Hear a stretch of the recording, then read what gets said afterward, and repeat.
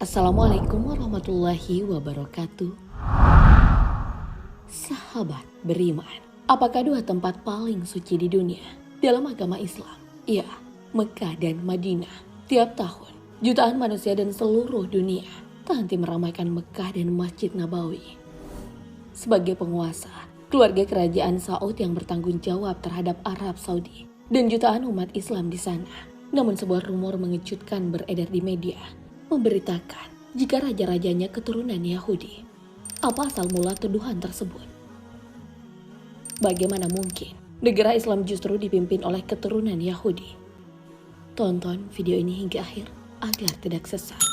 Bukan sembarang raja, keluarga kerajaan Saud tak hanya dikenal berkuasa, namun juga menyabet posisi keluarga terkaya di dunia.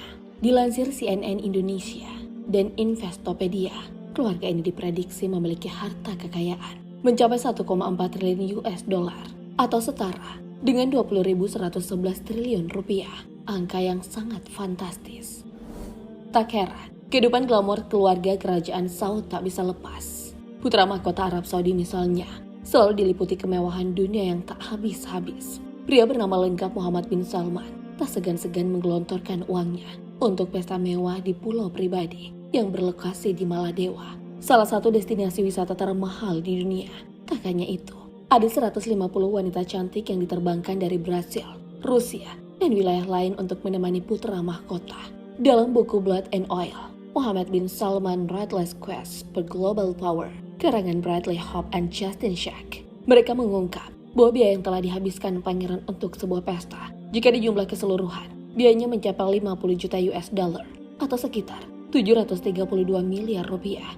Belum lagi 300 staf resort dikantongi bonus 73 juta sebagai uang tip. Melengkapi kebutuhan liburannya, Muhammad bin Salman tak lupa membeli Sirene, sebuah super yacht setinggi 439 kaki tak tanggung-tanggung yang membelinya seharga 500 juta US dollar atau setara dengan 7,3 triliun rupiah.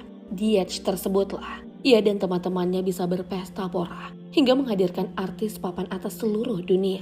Selain kehidupannya yang terbilang glamor dan mewah, sebagai penerus sang ayah, keputusannya pun juga terkesan membela kaum yang suka bersenang-senang.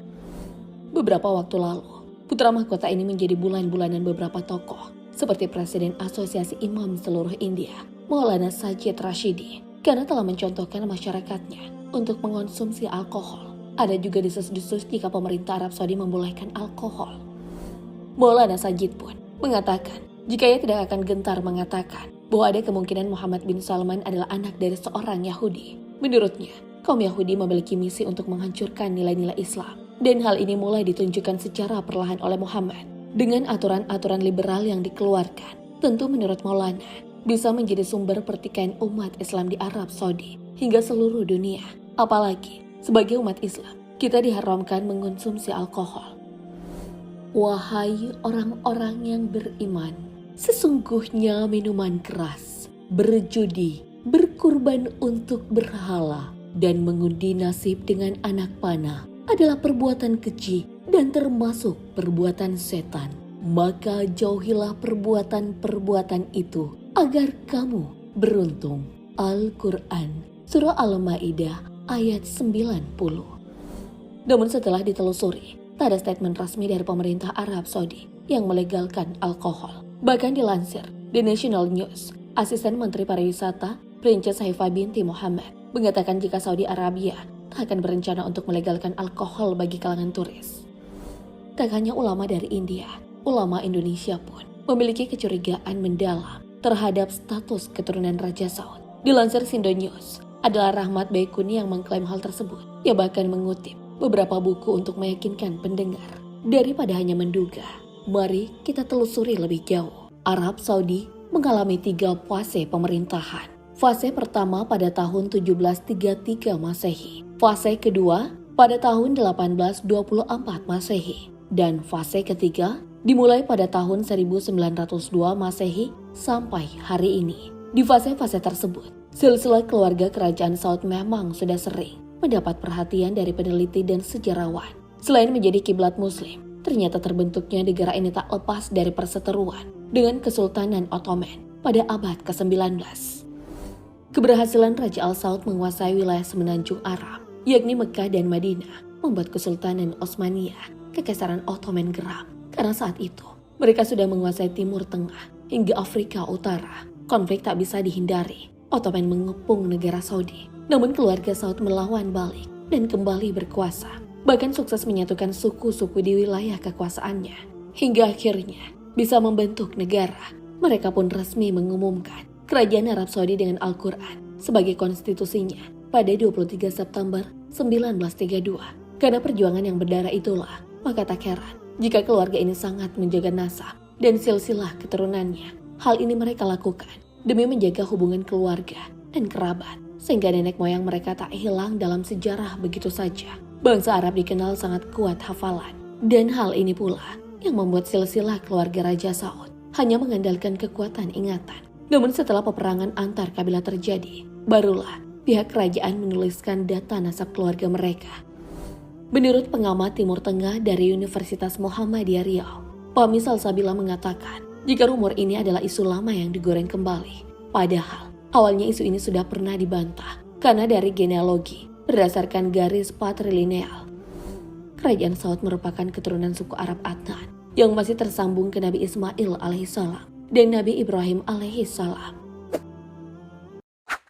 Keluarga Saud diyakini masih menjadi bagian keluarga Nabi Ibrahim yang percabangannya merupakan bangsa Semit. Bangsa Semit ini juga mirip-mirip dengan suku Yahudi. Keturunan Yahudi dipercaya berasal dari Nabi Ishak alaihissalam yang merupakan anak dari Nabi Ibrahim alaihissalam.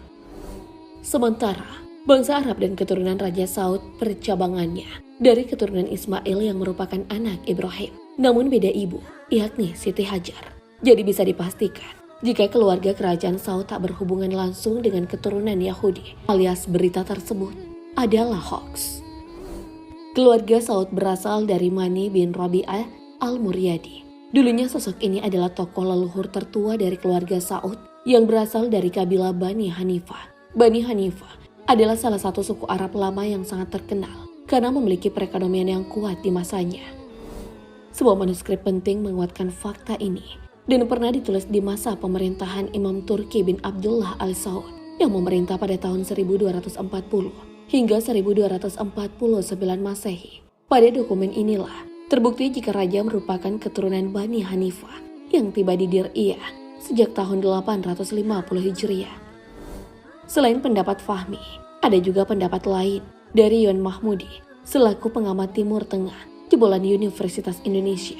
Ia menduga rumor Raja Saud keturunan Yahudi bisa saja karena adanya upaya Arab Saudi yang melakukan perubahan. Hubungan Israel dan Arab Saudi juga dikenal cukup dekat dengan Amerika Serikat.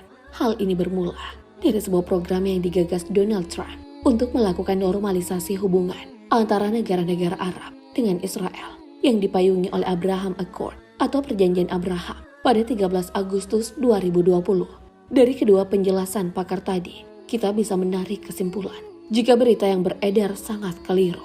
Sahabat beriman, apakah Anda juga tadinya percaya jika Raja Saud adalah keturunan Yahudi? Wallahu a'lam bishawab. Wassalamualaikum warahmatullahi wabarakatuh.